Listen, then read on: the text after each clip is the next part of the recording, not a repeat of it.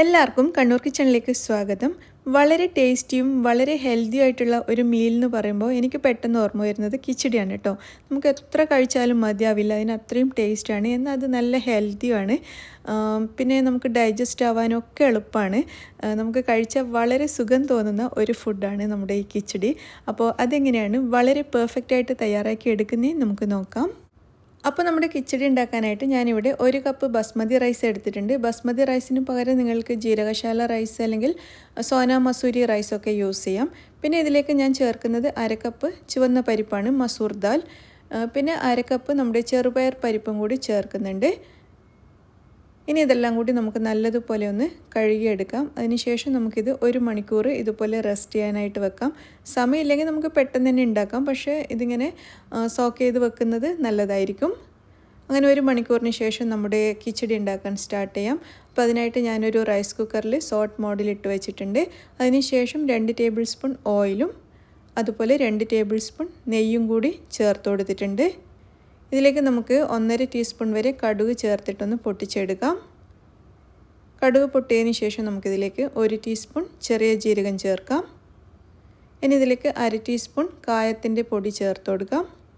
ഇതെല്ലാം കൂടി ഒന്ന് ഇളക്കി കൊടുക്കാം. ഇനി നമുക്കിതിലേക്ക് 1 ടേബിൾ സ്പൂൺ വെളുത്തുള്ളി പൊടിയായിട്ട് അരിഞ്ഞത് ചേർക്കാം. 1 ടീസ്പൂൺ ഇഞ്ചി പൊടിയായിട്ട് അരിഞ്ഞത്, പിന്നെ 2 പച്ചമുളക് ചേർക്കുന്നുണ്ട്. അതുപോലെ കുറച്ച് കറിവേപ്പിലയും കൂടി ചേർത്തിട്ട് എല്ലാം കൂടി ഒന്ന് ഇളക്കിയെടുക്കാം. അപ്പോൾ നിങ്ങൾക്കിത് സാധാരണ പ്രഷർ കുക്കറിലും സാധാരണ പോട്ടിലും ഒക്കെ തയ്യാറാക്കിയെടുക്കാം കേട്ടോ. ഞാനൊരു റൈസ് കുക്കർ ഉപയോഗിച്ചൊന്ന് മാത്രമേ ഉള്ളൂ.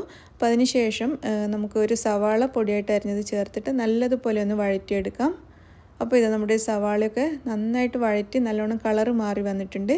ഈ സമയത്ത് 1/2 ടീസ്പൂൺ മഞ്ഞൾപ്പൊടി, 1.5 ടീസ്പൂൺ വരെ മുളക് പൊടി ഇത്രയും ചേർത്തിട്ട് ഒന്ന് ഇളക്കി കൊടുക്കാം. ഇനി ഇതിലേക്ക് നമുക്ക് ഒരു വലിയ തക്കാളി അരിഞ്ഞത് ചേർക്കാം. തക്കാളി ചേർത്തിട്ട് ഒന്ന് മിക്സ് ചെയ്ത് കൊടുക്കാം. ഈ സമയത്ത് നമുക്കിതിലേക്ക് ആവശ്യത്തിനുള്ള ഉപ്പ് ചേർക്കാം. ഞാൻ ഏകദേശം 1.5 ടീസ്പൂൺ ഉപ്പ് ചേർത്തിട്ടുണ്ട്. എന്നിട്ട് നന്നായിട്ടൊന്ന് മിക്സ് ചെയ്തെടുക്കാം. ഇനി നമുക്കിത് അടച്ചു വെച്ചിട്ട് ഒരു 10 മിനിറ്റ് വേവിച്ചെടുക്കാം. തക്കാളി നല്ലതുപോലെ ഒന്ന് സോഫ്റ്റായിട്ട് വരണം. അപ്പോൾ അതിനായിട്ട് നമുക്കൊരു 10 മിനിറ്റ് ഇതുപോലെ അടച്ചു വെക്കാം. ഒരു 10 മിനിറ്റിന് ശേഷം നമുക്ക് തുറന്ന് നോക്കാം. നമ്മുടെ തക്കാളിയൊക്കെ നല്ലതുപോലെ വെന്ത് സോഫ്റ്റായി വന്നിട്ടുണ്ട്. തക്കാളി ഒന്നുകൂടി ഒന്ന് ഉടച്ചു കൊടുക്കാം. ഇനി നമ്മൾ നേരത്തെ സോക്ക് ചെയ്ത് വെച്ചിരിക്കുന്ന അരിയും പരിപ്പൊക്കെ ഉണ്ടല്ലോ, അതിൽ വെള്ളം മുഴുവൻ കളഞ്ഞിട്ട് ഇതിലേക്ക് ചേർത്തിട്ട് നന്നായിട്ടൊന്ന് ഇളക്കിയെടുക്കാം. അരിയും പരിപ്പൊക്കെ ചേർത്തിട്ട് കുറഞ്ഞത് 1 മിനിറ്റെങ്കിലും ഇതുപോലെ നന്നായിട്ടൊന്ന് ഇളക്കിയെടുക്കണം. അതിനുശേഷം നമുക്കിതിലേക്ക് 6 കപ്പ് നല്ല ചൂടുവെള്ളം ചേർത്ത് കൊടുക്കാം. അപ്പോൾ നമ്മുടെ പരിപ്പും അരിയും എല്ലാം കൂടി 2 കപ്പാണ് ഉള്ളത്. 1 കപ്പ് അരിയും പിന്നെ 2 പരിപ്പും കൂടി 1 കപ്പ്, അങ്ങനെ ടോട്ടൽ 2 കപ്പ് ഉണ്ട്. അപ്പോൾ 2 കപ്പിന് വേണ്ടിയിട്ട് 6 കപ്പ് ചൂടുവെള്ളം ചേർത്ത് കൊടുത്തിട്ടുണ്ട്. കാരണം നമ്മുടെ കിച്ചടി കുറച്ച് ലൂസായിട്ടിരിക്കുമ്പോഴാണ് നല്ല ടേസ്റ്റ് ഉണ്ടാവുക. അതിനുശേഷം നമുക്കിത് അടച്ച് വെക്കാം. നമ്മൾ നേരത്തെ സോട്ട് മോഡലായിരുന്നു വെച്ചിട്ടുണ്ടായിരുന്നത്. ഇപ്പോൾ ഞാനത് റൈസ് മോഡൽ വെച്ച് കൊടുത്തിട്ടുണ്ട്. അപ്പോൾ ഇത് വേവുന്നത് വരെ നമുക്ക് വെയിറ്റ് ചെയ്യാം. നമ്മുടെ സാധാരണ പ്രഷർ കുക്കറാണെങ്കിൽ ഒരു വിസിൽ വരുന്നത് വരെ വേവിച്ചാൽ മതി. അങ്ങനെ ഇതെല്ലാം കൂടി നന്നായിട്ട് വേവാനായിട്ട് ഇതിൽ ഒരു 20 മിനിറ്റോളം സമയം എടുത്തിട്ടുണ്ടായിരുന്നു.